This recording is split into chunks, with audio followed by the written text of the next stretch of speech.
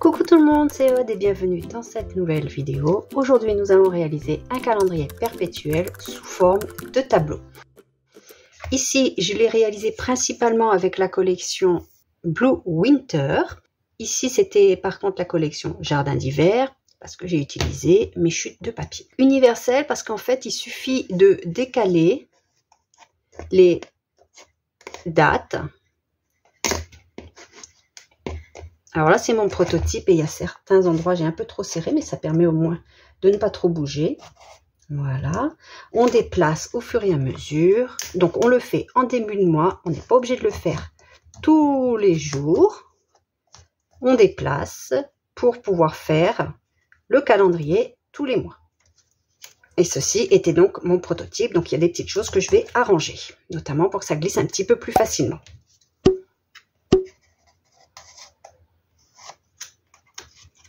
Et même le mois, donc on enlève pour pouvoir glisser les mois suivants, etc. Donc là, c'était pour le mois de janvier.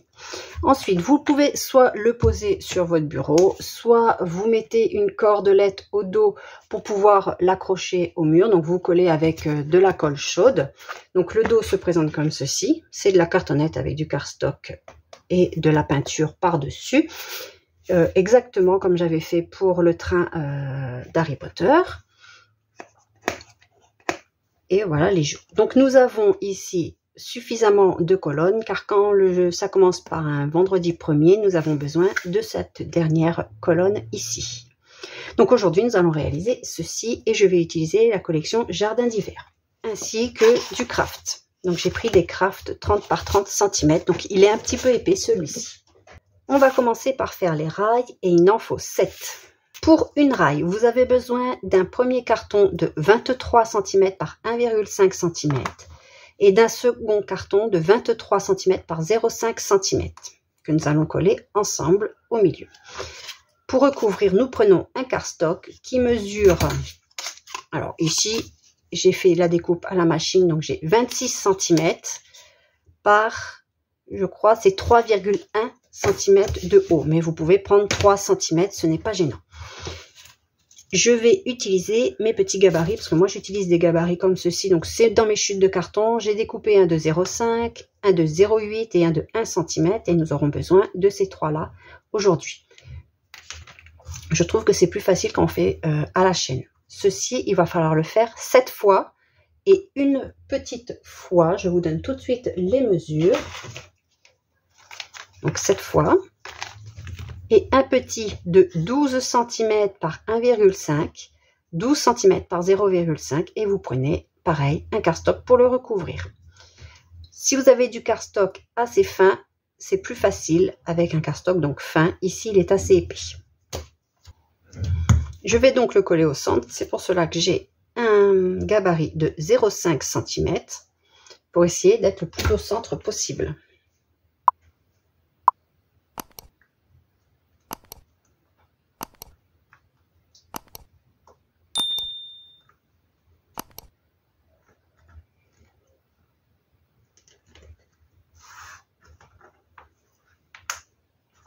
Pareil, on essaye de ne pas faire dépasser et si ça dépasse, eh bien, on va venir couper au ciseau par la suite.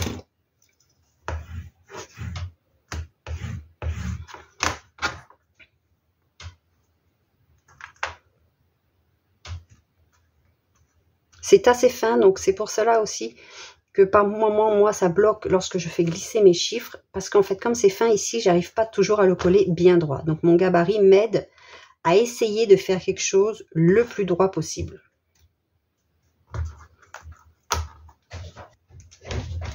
Et je vais venir couper ce qui dépasse.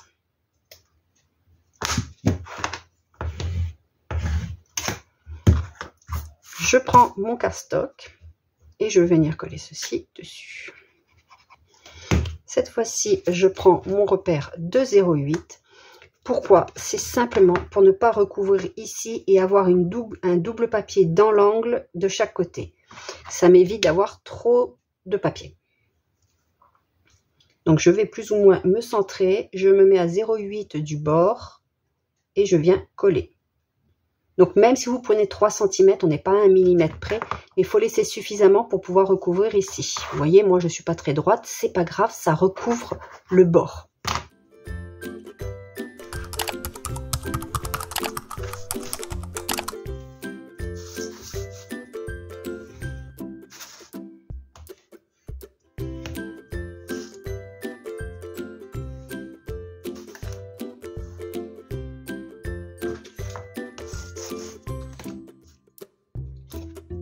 Et maintenant, c'est comme un album, on va refermer tout ça.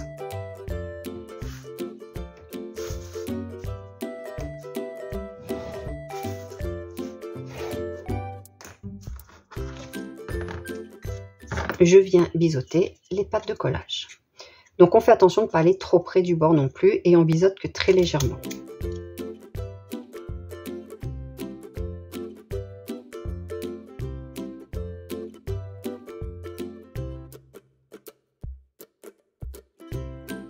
Je viens couper en biseau dans les angles pour ne pas avoir de surépaisseur.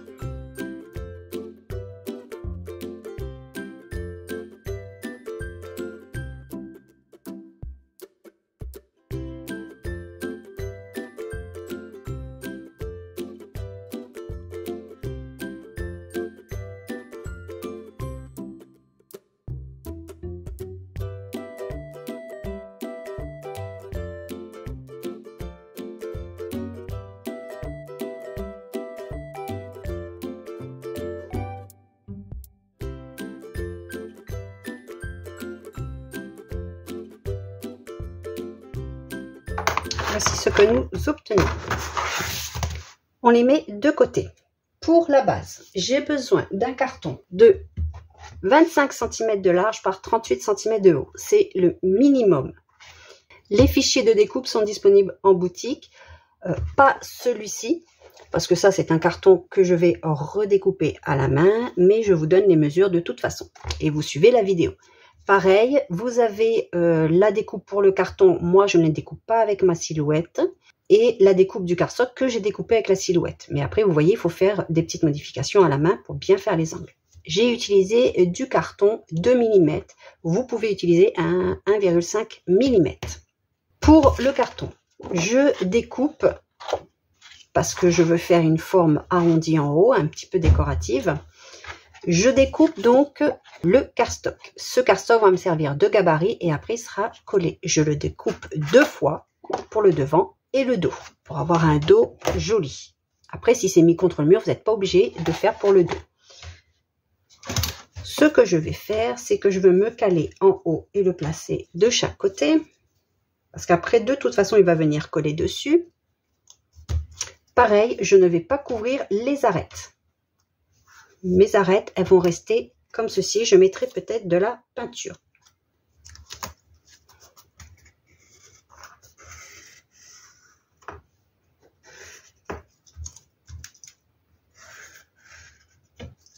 Et je vais le faire des deux côtés.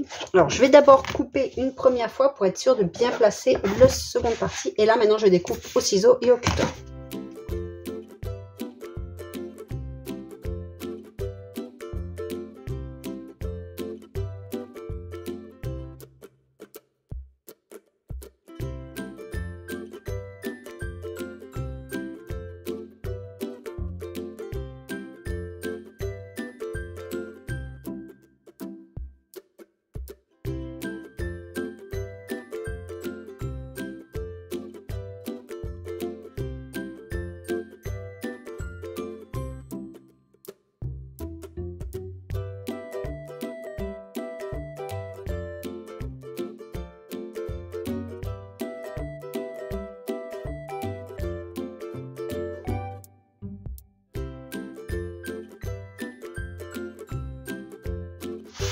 Donc voici ce que j'obtiens. Maintenant, je vais venir coller un morceau en haut. Donc ça, vous avez le fichier de découpe. Pour le bas, pas de fichier de découpe, car je vais le coller et ensuite ajuster. Par contre, ce que je vais faire, c'est faire un arrondi en bas. Et pour ce faire, je vais prendre simplement mon gabarit et je fais le rond en bas pour avoir exactement la même forme. Si vous faites à la main, vous prenez vos perforatrices, vous laissez un rond en haut, vous faites comme un tag, quelque chose de très simple avec juste des lignes.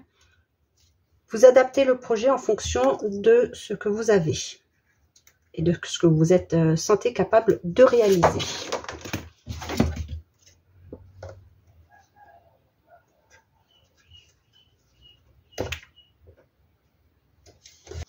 Si vous souhaitez par contre recouvrir les tranches ici avec le papier, ceci vous sert de gabarit, donc vous le découpez dans un papier très basique. Ensuite, vous venez coller votre papier comme ceci, donc qui dépasse de partout, et vous faites des entailles et vous retournez. Et pour le dos, vous pouvez directement coller dessus. Je commence par coller la découpe avec une forme, et ensuite je viendrai ajuster avec un autre morceau en bas. Comme pour les albums, il est important en fait de venir coller vraiment bien sur les bords. Maintenant, pour le bas, je vais venir coller, donc je vais me caler sur le bord ou laisser dépasser. Je vais laisser dépasser un petit peu pour être vraiment sûr, pas de beaucoup parce qu'après il faudra découper. Et je vais venir coller comme ceci, je découperai le surplus.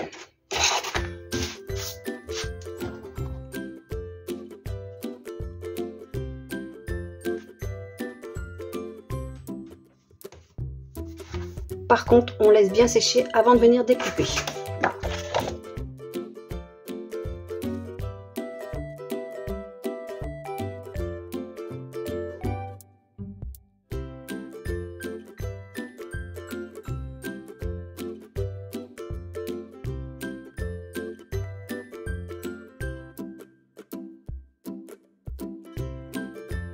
Personnellement, pour cacher un petit peu ce que nous avons ici, j'aime bien mettre des traits de peinture. Donc c'est vraiment très aléatoire.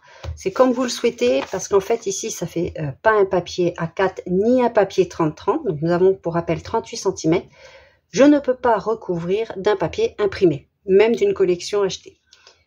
Même s'il y a un raccord, je trouve que des fois, c'est pas toujours évident d'avoir le raccord. Même si, par contre, c'est vrai qu'avec des papiers imprimés, le raccord est beaucoup plus facile à réaliser. Pour faire plus simple, c'est assez épais, il n'y a pas besoin de plus épais parce qu'il y a de la cartonnette. Je vais donc mettre de la peinture pour cacher ceci. Donc moi j'ai décidé d'opter pour un marron et un pinceau comme ceci, éventail. Donc c'est un très vieux pinceau bien abîmé. Donc un pinceau à poil dur fait très bien l'affaire pour faire les traits. En fait, là, j'attends que ça sèche. Donc, je vous parle de ceci en attendant. Je fais toujours un petit coup ici sur un papier parce que je veux juste des petits traits comme ceci, très aléatoires.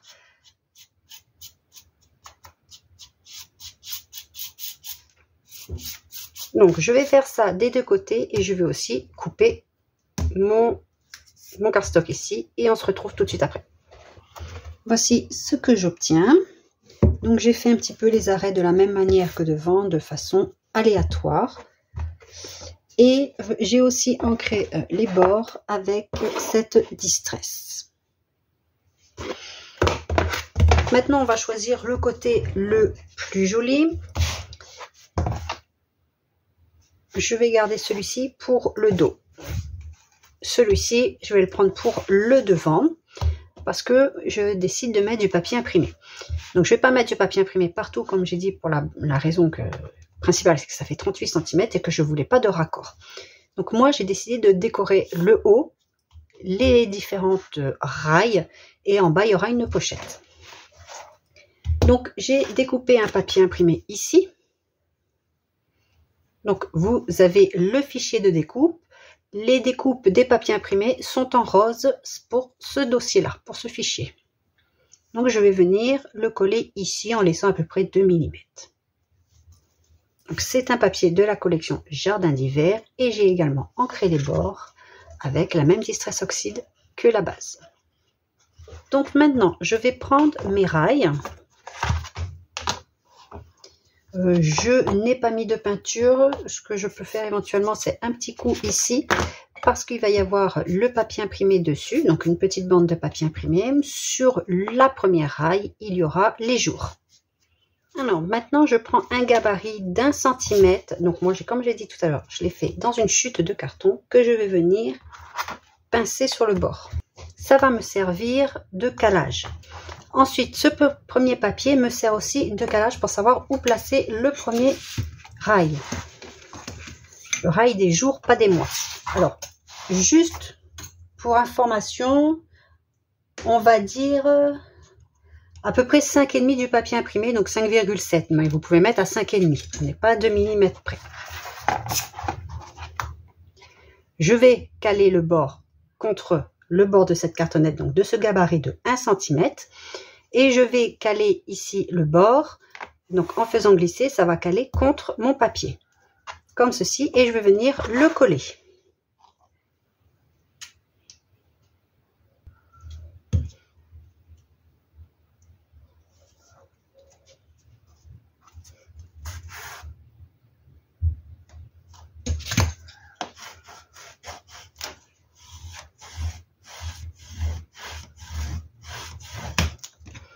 Sur ce rail là, après je mettrai les jours. Alors je vais le réimprimer parce que je n'ai pas utilisé la fonction print and cut et évidemment c'était pas bien centré.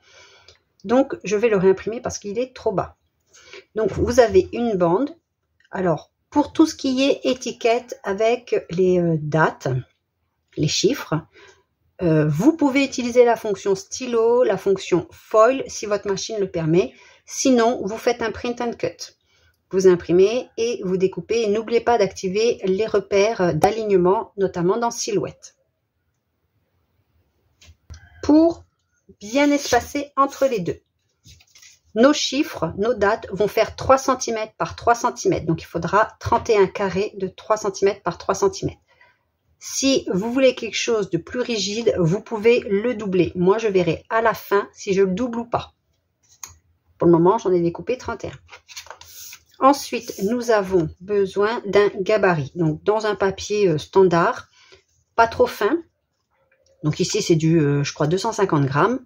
J'ai découpé un papier de 19 par 3,1 cm. Vous pouvez le découper dans une chute de papier. Ceci, c'est la découpe jaune dans les fichiers de découpe.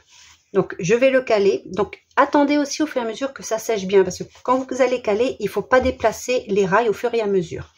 Donc, je vais le caler contre.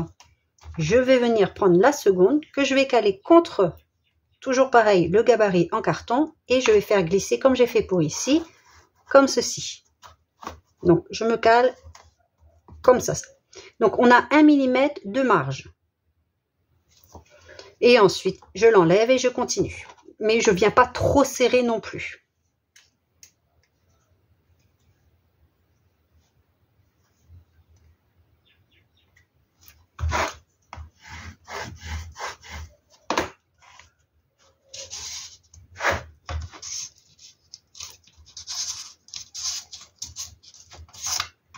Alors, parfois, on a aussi du mal à glisser parce que ici, on a collé un petit peu en vague. Donc ça, parce que ça, ici, ça fait que 0,5 mm. Donc, c'est pas quelque chose de rigide. Donc, vous avez vu certainement quand j'ai collé, ça peut bouger. Donc, le 1 petit millimètre, c'est bien. Et après, s'il faut, on peut vraiment ajuster si on n'a pas bien collé. Donc, je vais continuer ceci. Comme ceci, ainsi de suite, et on se retrouve juste après ainsi ce que j'obtiens. Alors, pour rappel, les jours font 3 cm par 3 cm et on peut les glisser à l'intérieur. Donc, il ne faut pas non plus que ce soit avec trop d'aisance parce qu'il ne faudrait pas que tout tombe lorsque l'on manipule le calendrier. Mais il faut quand même qu'on puisse les enlever et les remettre correctement. Pareil, il faut les faire glisser droit parce que si on les fait glisser en biais, ça ne passe pas. Alors, si on les met droit, hop, vous voyez, je suis en biais, ça passe pas. Mais quand on est droit, ça passe très bien. Et c'est aussi pour ça que j'ai arrondi les bords, les angles de mes étiquettes. Pour les mois, nous avions ce rail-ci, une étiquette de 11 cm par 4 cm de haut qui va venir ici. Donc, je prends mon étiquette comme gabarit. Et je vais venir mettre ceci ici sans trop coller. Donc, j'essaye de me centrer plus ou moins.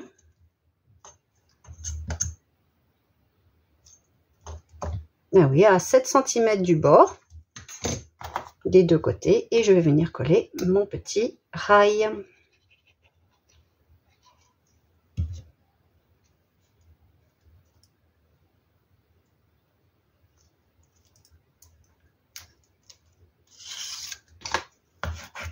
De même, vous pouvez, si vous le souhaitez, comme c'est un rail aussi ici, si le jour vous avez un petit message à faire passer à la personne un jour en particulier, vous pouvez écrire, découper d'autres étiquettes comme ceci et les déposer ici, tout en haut.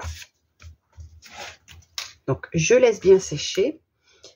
J'ai donc découpé des papiers imprimés et je vais venir les coller, sauf sur le premier qui aura les jours. Alors, c'était des papiers qui se suivent. Je ne sais plus. Donc, je vais venir coller tous mes petits papiers.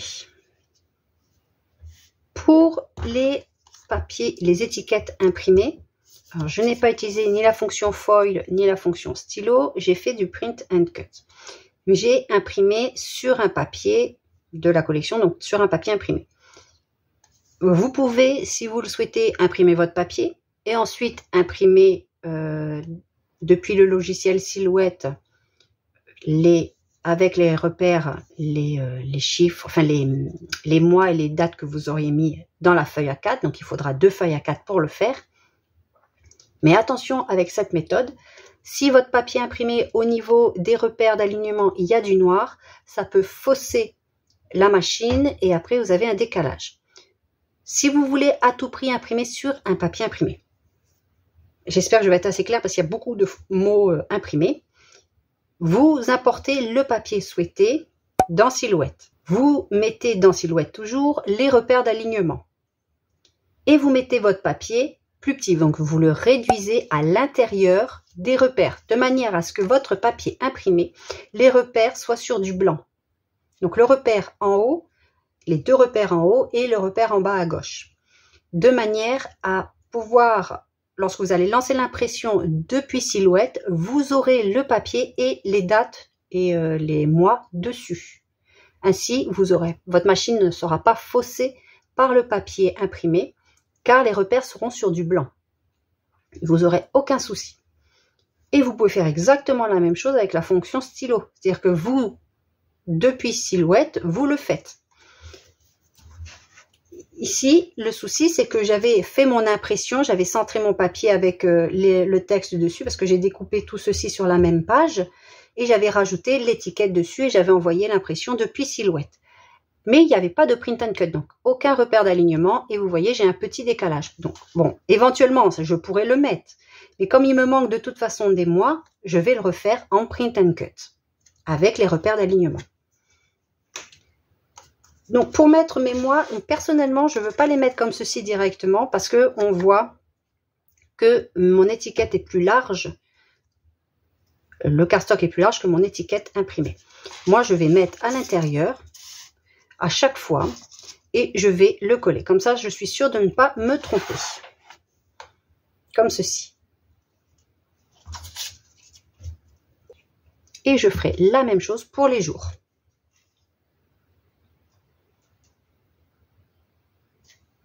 Donc, il y a un petit matage de chaque côté, en haut et en bas. Si vous êtes sûr de vous, bien sûr, vous pouvez directement les coller là-dessus. Moi, je préfère faire cette méthode. Et je le ferai à chaque fois pour toutes mes étiquettes de mois. Et pareil pour les jours. Donc, je mettrai toutes mes étiquettes. Donc, 7 par ligne.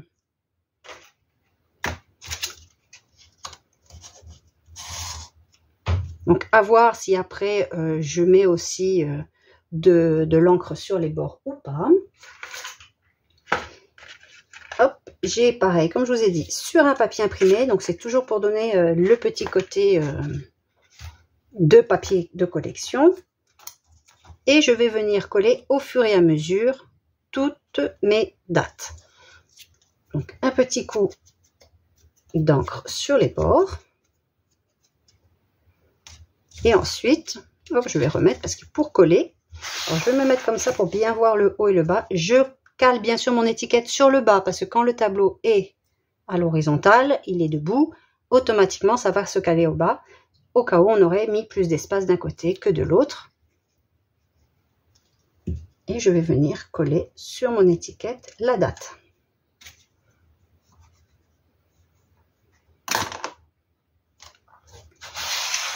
Et je vais le faire pour toutes mes dates.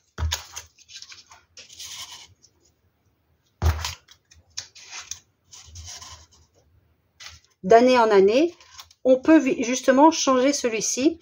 On peut, si on préfère, je vais prendre hop, le 7 qui est ici. Celui-ci est doublé, donc en plus c'est du 350 grammes. Donc j'ai deux papiers 350 grammes plus le papier imprimé. L'année suivante, si je veux, ben je peux mettre celle-ci par exemple. On peut changer ceci. On peut recoller du papier imprimé ici si on le veut. Ici, c'est un peu plus délicat parce que nous avons ceci. Pareil, vous n'êtes pas obligé de mettre de papier imprimé. Vous pouvez garder comme vous en avez fait ici. Vous pouvez faire des tamponnages, rajouter un peu de peinture argentée par exemple ou dorée parce que je trouve que le doré va très bien aussi avec le cardstock pour agrémenter au lieu de mettre du papier imprimé. C'est vraiment au choix. Vous voyez, moi je trouve que c'est très joli aussi, sans. Et le fait d'avoir mis cette peinture cache un petit peu le raccord. Maintenant, nous avons une pochette à mettre en bas. Alors, soit on va la mettre comme ceci avec le décor devant, soit on la met comme ceci. À voir. D'ailleurs, je me demande si je ne vais pas la réduire un peu, mais je ne voulais pas trop réduire. Je regarde. Si je vais la réduire. Alors, je vais la réduire. Alors, en haut, j'avais mis 4 et je vais mettre, je pense, 2,5. Donc, je rectifierai le fichier parce que vous voyez, sur l'autre, j'avais fait un petit peu différemment. Je vais commencer avec 2,5. Et après, je modifierai le fichier, vous inquiétez pas. Je garde ici la même chose. Je vais juste modifier ce côté-ci.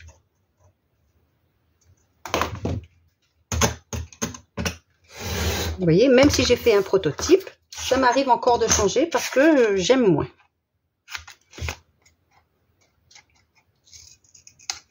Donc, il va falloir que je modifie ce côté ici également. Donc, c'est pas compliqué. J'ai 2,5. Je vais prendre 2,5 aussi.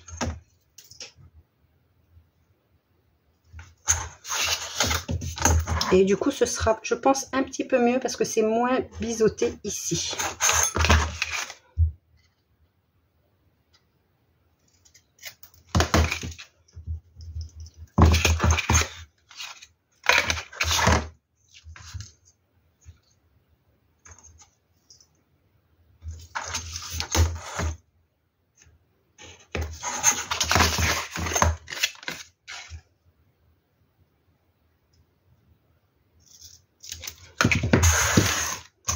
Alors, si vous n'avez pas les fichiers de découpe, ici, nous avons 12 cm par 1,5 cm. Donc, 12 par 1,5.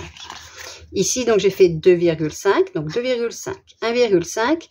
Et ici, en fait, j'ai fait une forme. Donc, vous faites la forme que vous souhaitez ou alors, vous faites aussi 2,5 de chaque côté. Et vous faites des pattes de collage d'1 cm ici. Et ici, vous faites la longueur que vous avez fait. Donc, 2,5 ici. Ici, j'ai moins parce que j'ai moins de ce côté. Parce que j'ai mon arrondi. Donc, si vous avez les fichiers de découpe, vous lancez la découpe. Et ensuite, j'aurai plus qu'à former comme ceci. Donc, je ne vais pas l'assembler tout de suite parce que je vais d'abord mettre mon papier imprimé. Sur celle-ci, j'avais mis le côté plat derrière. Mais là, je pense... à voir une fois que ce sera monté, je vais mettre comme ceci à l'avant. Après, je n'aurai plus qu'à glisser mes étiquettes. Donc, je pense que je vais faire comme ceci. De ce fait, je vais mettre les papiers imprimés qu'il faut que j'aille découper ici, ici, et bien sûr sur l'extérieur. À voir si j'en mets aussi sur l'intérieur pour cacher mes petites pattes de collage. Je vais vous mettre à l'écran une petite photo de ce que j'ai fait dans Silhouette pour obtenir ce résultat. C'est ce que je vous ai dit tout à l'heure. On peut lancer l'impression avec le texte directement. Alors, ici, c'est un papier au format horizontal. J'ai donc tourné tous mes designs dans le même sens que mon papier. Et vous voyez, quand on fait un print and cut, on n'a pas ce problème de décalage. Alors, j'ai laissé sur mon tapis pour vous montrer. On n'a pas le problème de décalage. Donc, j'ai choisi ce papier. Vous allez voir qu'à l'écran, vous avez absolument tout ceci. Même les découpes ici, je les avais déjà positionnées. Ça ne va pas imprimer le rouge. Parce que les contours sont en rouge. Ça ne les imprime pas, vous voyez, il n'y a pas d'impression de rouge. Ils sont bien présents sur le logiciel et seul le noir s'imprime. En tout cas pour ce que j'ai voulu faire ici. Donc vous pourrez aussi le réaliser. Et vous voyez, bon, j'ai imprimé que ce qui me manquait. Parce que j'avais déjà des jours et des mois comme je vous avais montré. Donc j'ai imprimé ce qui me manquait.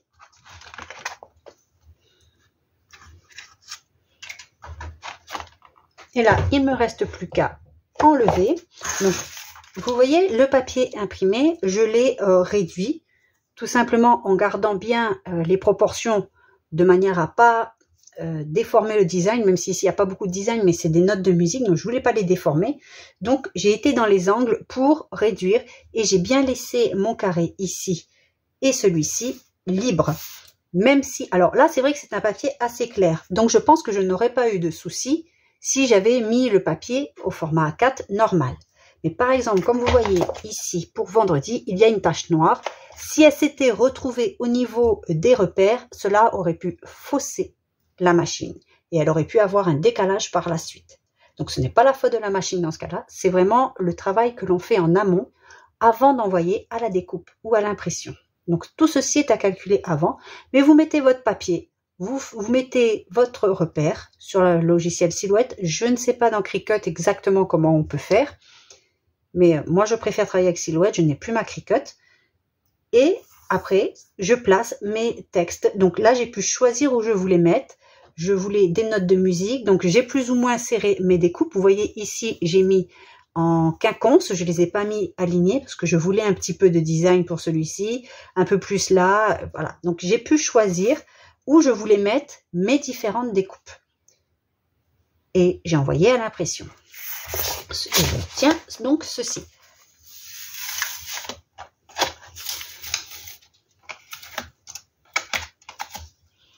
Donc là, je vais tout décoller. Donc ce papier-là était dans le pack bonus.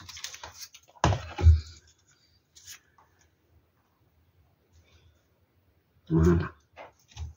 Et ce papier-là, celui-ci, était dans le pack des papiers, on va dire, de fond.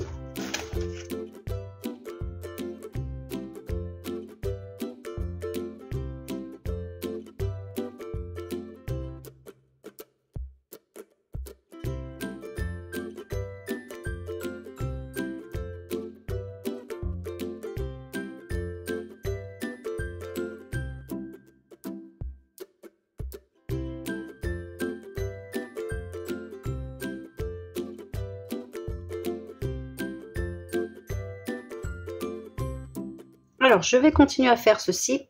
Par contre, je constate que ici, c'est du cardstock qui n'est pas du 350 grammes. Je vais le doubler parce que ça passe en dessous. Je trouve que ce sera mieux de doubler. Donc, je vais redécouper toutes ces petites cases. Mais ça, je pourrais le faire après, même si j'ai mis mes chiffres. Et je collerai au dos, ici, à chaque fois. Je pense aussi que je vais mettre du ancrer les bords. Notamment sur les côtés ici, c'est ce que l'on voit. Comme ça, ça fera une belle démarcation entre les deux. Donc, j'ai fait aussi les mois. J'en ai fait quelques-uns, il m'en reste encore à faire. Je vais continuer les jours après aussi hors caméra parce que c'est très répétitif et vous avez vu comment je le fais. J'ai découpé. Alors, je ne sais pas si je vais le mettre, mais je vais quand même tester, voir si ça me plaît ou pas. Pour le bas. Donc j'ai fait une découpe. Alors c'est disponible dans le fichier de découpe, donc c'est celle qui vient avec celle-ci, donc c'est une rose. Enfin, la découpe elle est rose avec des contours rouges comme d'habitude. J'ai prévu, comme je vous ai dit, 6,2.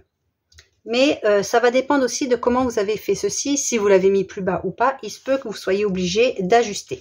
Donc vous ajustez du côté droit, pas du côté où il y a les arrondis qui correspondent au gabarit. Et j'hésite à le mettre. Alors je vous montre l'autre où je n'en avais pas mis sur le bas. Et je pense que là, je vais en mettre. Donc c'est comme d'habitude, c'est vraiment optionnel. Les papiers imprimés, vous les mettez ou vous ne les mettez pas. C'est vraiment au goût de chacun. Alors maintenant pour la pochette, j'avais découpé plusieurs papiers imprimés. Et comme j'ai dit, soit vous mettez l'arrondi de ce côté, soit de ce côté. Ça dépend ce que vous voulez vraiment. Moi, je pense que je vais mettre comme ceci. De ce fait, il faut que je mette la découpe arrondie sur l'intérieur. J'avais redécoupé un autre morceau, parce que comme il me restait de la place, j'ai redécoupé. Ça va me permettre d'avoir du choix, tout simplement.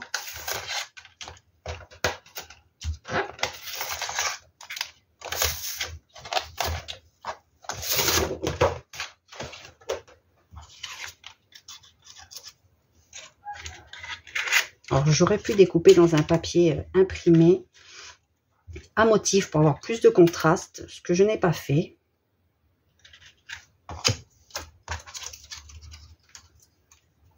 Donc là, c'est vraiment de la décoration. Vous faites comme vous en avez envie. Je sais plus, comme ça. J'ai pas voulu quelque chose de trop chargé parce que j'ai déjà quelque chose de chargé dans le fond. Ça, c'est pour en dessous et sur les côtés. Donc, je pense que c'est ce que je vais faire. Après, c'est simple. Vous mettez vos étiquettes dedans. Vous voyez le rendu que vous souhaitez. Donc, si vous voulez vraiment voir l'arrondi, vous mettez comme ceci.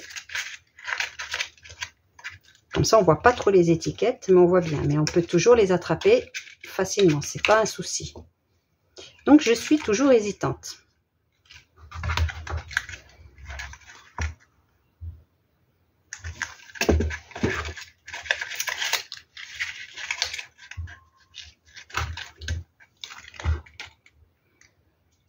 Je n'ai pas pensé, mais ce serait peut-être bien.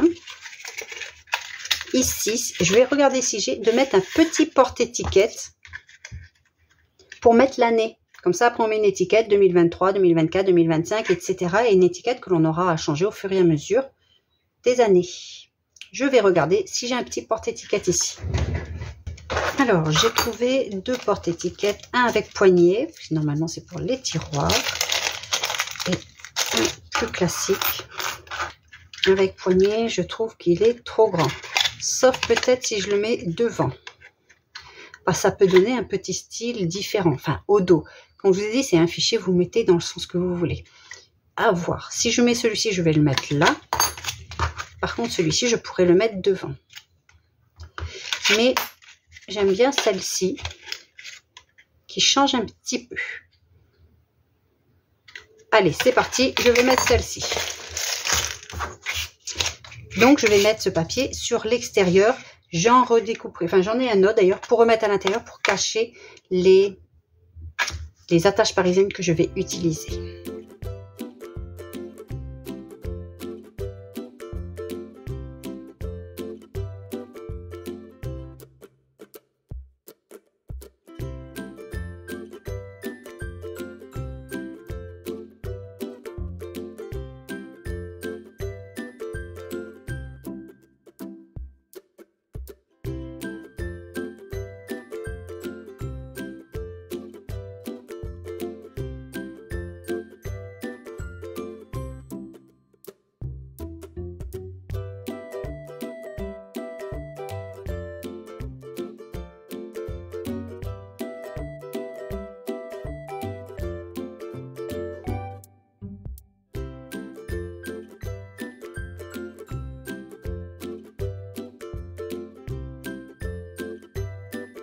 Alors, ceci est prévu pour être mis donc en bas. Si vous avez fait quelque chose de plus large, donc vous n'avez pas utilisé les gabarits, vous pouvez très bien en faire 2, ou même en faire, si vous avez les gabarits, vous prenez cette pochette, vous la réduisez un petit peu, pour en mettre une autre à côté. Parce que les deux ne passent pas. De mémoire, les deux ne passent pas. Voilà, c'est très très juste. Sinon, ça passe, mais dans ce cas-là, les arrondis, voilà, on cache les arrondis. Donc, si vous voulez mettre 2 pochettes en bas, notamment pour mettre par exemple des petits messages ou autre, ou la petite boîte, un message, je sais pas, hein, ça peut être autre chose, des petits post-it, vous ne mettez pas les arrondis, ou alors vous en faites une légèrement plus petite pour à côté. Et après, par exemple, là-dedans, vous pouvez écrire boîte à messages. Comme ça, ça peut être sympathique aussi. Donc là, je vais le coller ici. J'ai ceci aussi. Alors là, ce n'est pas obligatoire, mais moi, j'ai aussi un papier imprimé ici. À voir si je mets celui-là ou si je ne mets pas un papier à motif ici pour apporter du contraste. Donc ça, je verrai après. C'est une petite bandelette. Je peux peut-être voir dans mes à peu près à 6,5 des deux côtés. Donc on essaye de centrer.